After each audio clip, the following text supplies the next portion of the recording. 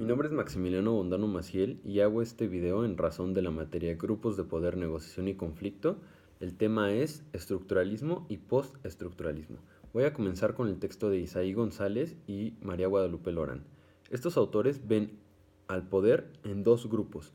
El primero son aquellos que creen que el poder se posee y depende de una serie de actos y relaciones ligados a la voluntad, y el segundo son aquellos que ven en el poder como una acción que genera otras acciones y en todo caso no se posee, sino que el poder se ejerce. De ahí podemos ver tres escuelas que analizan el poder. La primera son los voluntaristas, cuyo principal exponente es Max Weber. Para Max Weber, nos dice en Economía y Sociedad, el poder significa la probabilidad de imponer la propia voluntad dentro de una relación social, aún en contra de toda resistencia y cualquiera que sea el fundamento de esa probabilidad.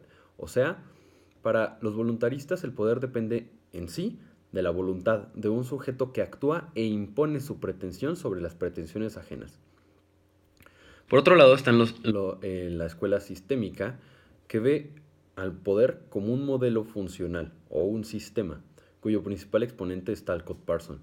Para Talcott, el poder es una capacidad generalizada para servir a la realización de las obligaciones encadenadas por las unidades dentro de un sistema de organización colectiva, cuando las obligaciones son legitimadas respecto de sus relaciones con los objetivos colectivos. O sea, para Talcott Parsons y para la escuela sistémica, el poder es un sistema que sirve como generador de obligaciones y medio para obligar a las personas que se encuentran en el supuesto a realizar acciones.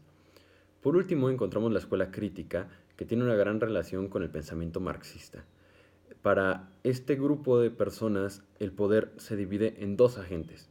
El primero, el que tiene el poder o que tiene la capacidad de dominación, y el otro, el que se sujeta. Esto crea una serie o una especie de lucha entre estas dos personas antagónicas, entre quien ostenta el poder y entre quien se tiene que sujetar, para así poder ver que el poder para esta escuela es, en esencia, la capacidad de dominación de un sujeto frente a otro. Ahora sí podemos ir al texto de Foucault, en donde en la historia de los sujetos ve objetivizaciones en tres tipos. La primera es el sujeto productivo investigativo, la segunda es las divisorias y la tercera es la sexual o la sexualidad. En donde Foucault en estos tres grupos de objetivizaciones encuentra, y en todo en general, relaciones de poder. Pero esta relación de poder para Foucault viene de una conciencia histórica de las circunstancias actuales.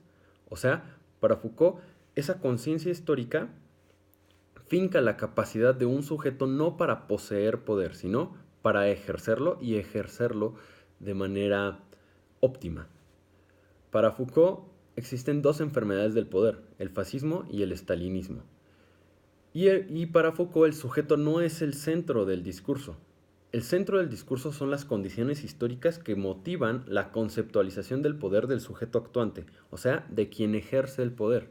Entonces, el centro del discurso es esa condición histórica que le crea cierta capacidad de sujeto constituido y sujeto actuante que, a partir de esa historia, actúa.